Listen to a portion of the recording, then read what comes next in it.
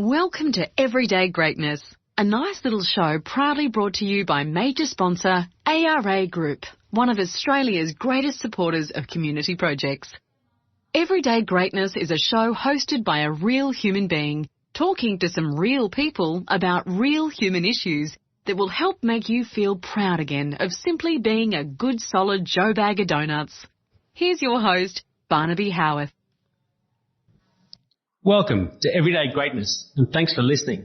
I'm your host, Barnaby Howarth. This is a show designed to help people realise there is greatness in being an everyday Harry Sacker roles. People today are like Forrest Gump's box of chocolates. Some people seem as sweet as pie, but then they have no qualms about stealing $20 out of their grandmother's purse to feather their own nest. Other people make themselves look pure, noble and gentle, but they'll be the first ones to throw women and children out of the way to get the first life jacket on a sinking ship. Thankfully though, there are a few people who are just flat out real people. They do what they say they're going to do. They act how they tell their kids they're going to act. And what they tell people to their faces is exactly the same as what they say about them behind their backs. Basically, they're just not dickheads. My guest today isn't trying to be something he's not. He's exactly one of those real human beings. Paul Charles is a genuine, honest, hard-working, good man who loves his family. Being a real human being, though, doesn't make you immune from doing stupid things in your life, though. When Paul was 25, he was at a Bucks party and did a handrail slide that went drastically wrong. He fell 5 metres onto his head and had a stroke and was in a coma for 42 days.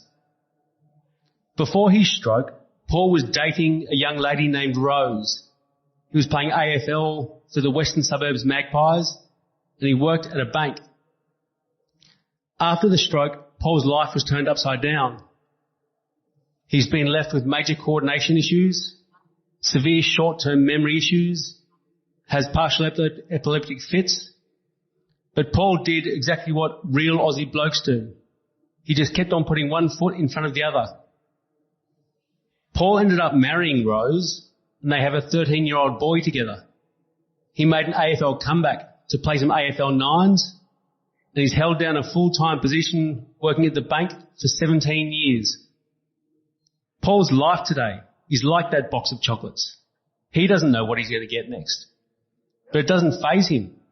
He has a loving family and community around him. Paul almost died from his stroke. So he sees just being a real human being as a privilege. And it's my privilege today to say that Paul Charles joins me on Everyday Greatness. Paul, welcome and thank you for joining me. Lovely. Thank you, Barnaby. Pleasure to meet you. So, Paul, tell me about your stroke.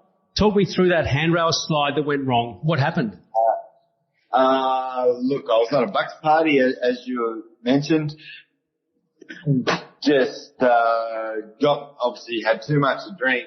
Thought it was a bit of fun to do a handrail slide down at the Randwick Racecourse, and went horribly wrong, overbalanced, and fell 4.8 metres and landed on the concrete at the bottom. It sounds interesting. So when you came back to the world after your 42 days on life support, what did the path in front of you look like? Oh, it's basically you have to relearn to write, walk especially. A lot of the basic skills that we take for granted, you had to re-educate yourself to do again. Reading was one of them as well. So yeah, it was quite, you almost go back to your infant stage.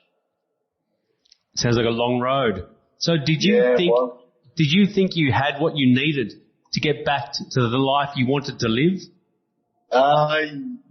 Yeah, I did. I always had the determination to do it. Like not everything went the way you wanted to first time, but I just kept getting myself back up and doing it again. until I got it right. And you obviously take on feedback from people because they'll say, hey, you didn't do this right. Have you tried this? Have you tried that? And then eventually you get it right. So how important was it to you that you had a huge community behind you, the Sydney AFL community, and a loving family to help you through all that do it again stuff? Yeah, it was amazing. It really was. And it wasn't without its ups and downs. I had a few harsh words to say to my father about doing it. And he was like, mate, I don't care. You just get back and do it. So it was a bit of a harsh, tough love as such, but it was good. Then, all my mates from football, even people from opposition clubs, such as yourself, Barnaby, they were there and everyone was friendly and were happy to help out, knew what had happened and, just worked with me and away we went. Did the mental habits and the work ethic you'd built up from playing AFL help you in your stroke recovery when it got frustrating and you just had to keep doing those little things? Yeah, it did actually, yes. Yeah, very much so. I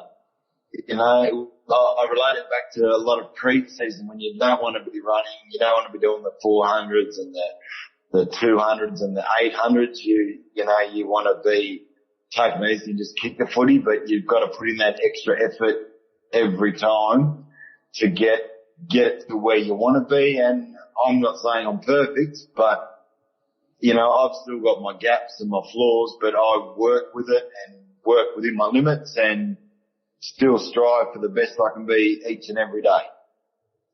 In saying all that you've got gaps and you're not perfect, you weren't any certainty to survive.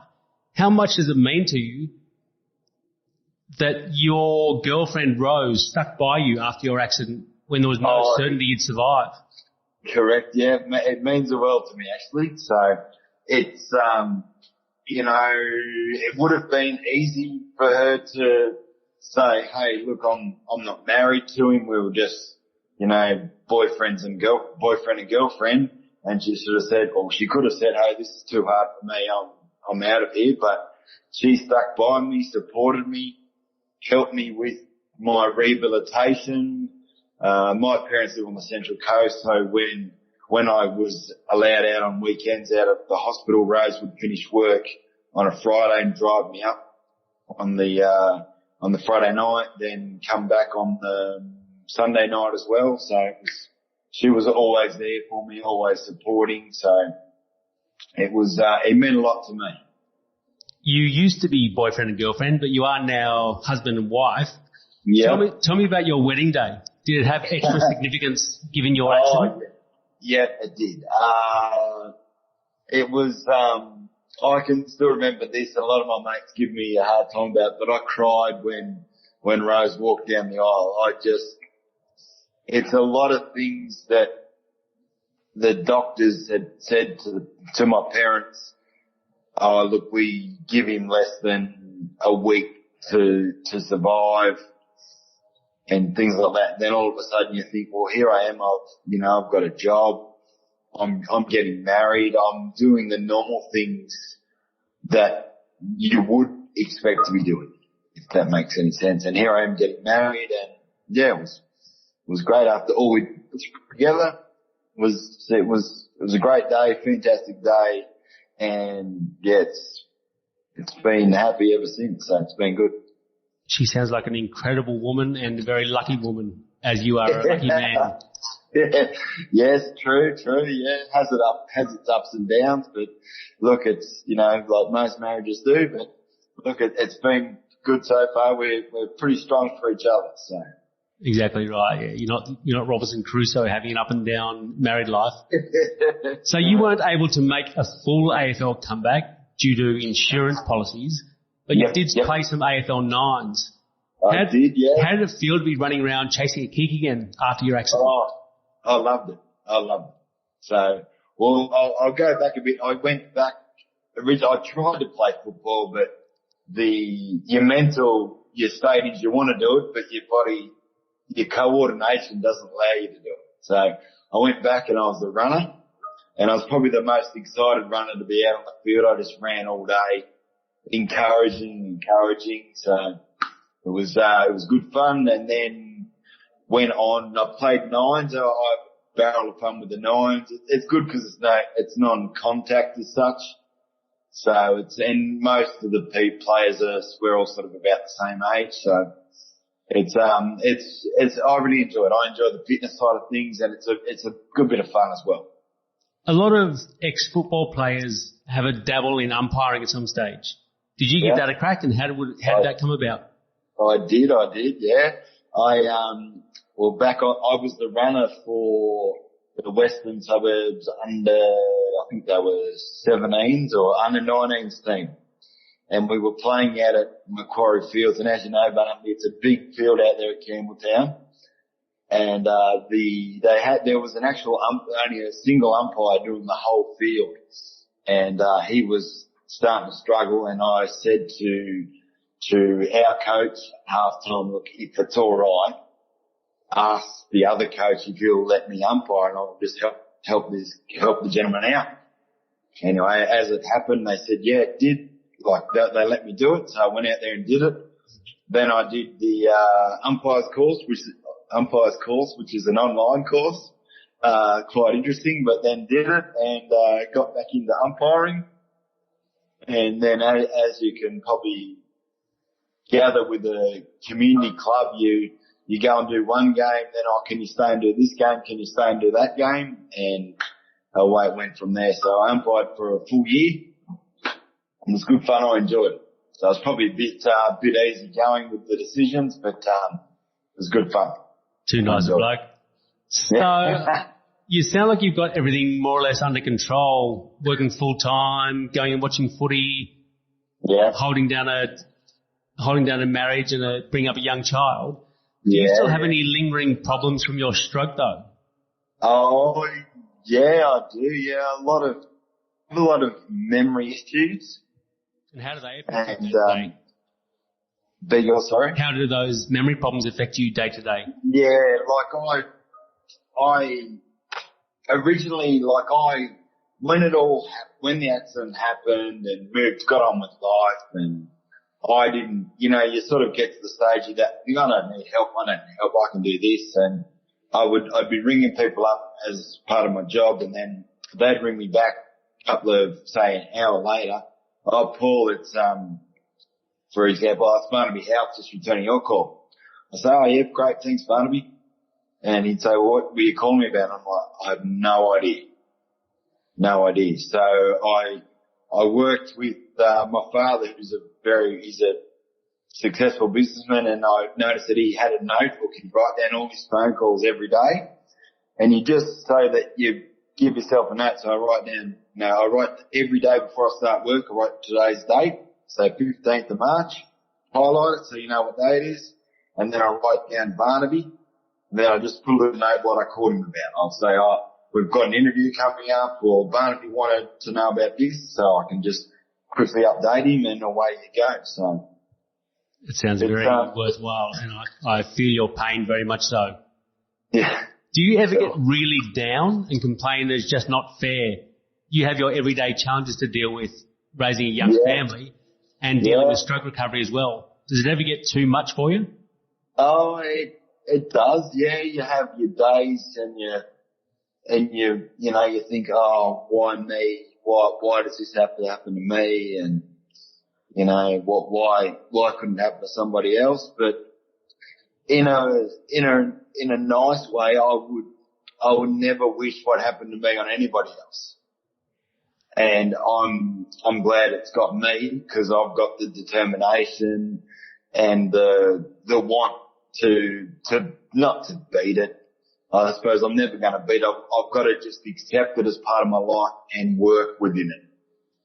That sounds very realistic.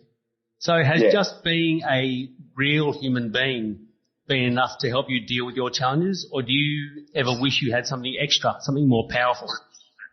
I suppose that's everyone has their wants in life. I've always been a pretty basic sort of a bloke. I'm happy, or more than happy, to work as hard as I can for as long as I can, I was never going to be a CEO of a bank or anyone like that. So I'm happy within myself. I still strive for things and work as hard as I can every day. Well, Paul Charles, that is an inspiring thing to say, and I'm really glad I spoke to you. I think a lot of people in today's world think they have to be the best, and to be the best they've got to work harder than everybody else and bring down the opposition. Yeah. But just being comfortable, just being happy in your own skin can get you ahead. That's exactly where you are. And I want to thank you for joining us on Everyday Greatness.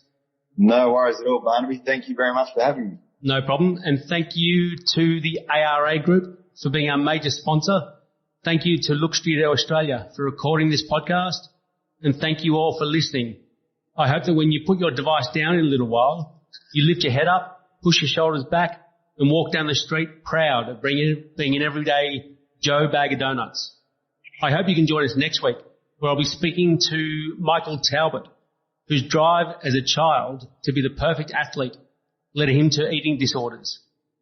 Now Michael's living a normal life as a husband and father that a lot of people consider to be perfect. Thank you again for listening, and thank you again, Paul, for joining us.